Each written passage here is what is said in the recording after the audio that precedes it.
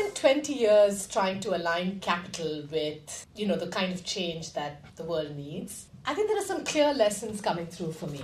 So one is philanthropy, and many of you in this room know that, is not a neutral actor.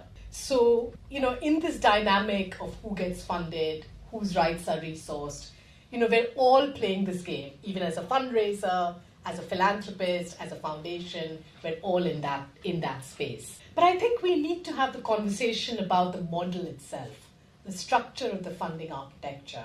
And I think that's where I'd like to focus. It's not about intentions or motivations. Personally, I believe that today we need this conversation about human rights more than ever before. So to come back to your question, Nazia, let's start with the numbers. So less than 1% of the global climate finance actually reaches communities or indigenous people. And even within the philanthropy sector, there was a very famous COP26 1.7 billion commitment signed by some of the biggest funders specifically to change this. Only 7.6% of that funding has actually reached indigenous communities and affected people. So, and most of that money is not going to the global south, as you've mentioned before. The real problem is structural and the architecture of it.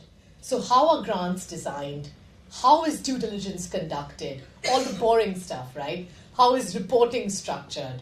What counts as a credible organization? This was all built for particular types of institutions.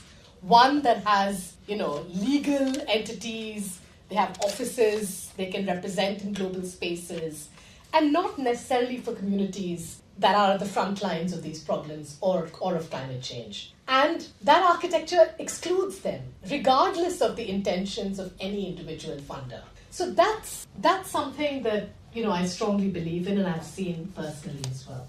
There are examples of funding models that have actually empowered communities, and let's talk about those, I think. So the Climate Justice Resilience Fund, which is an offshoot of the Oak Foundation and other funders, a couple of years ago, they restructured their entire board. And this board is now made up of members from the community, indigenous people, voices of the unrepresented typically. And I think this is a very, very powerful way of putting decision-making in the hands of those most affected. So that's one example. The other example, if you look across the funding landscape, is some of the new pooled funds and intermediaries that are kind of arising.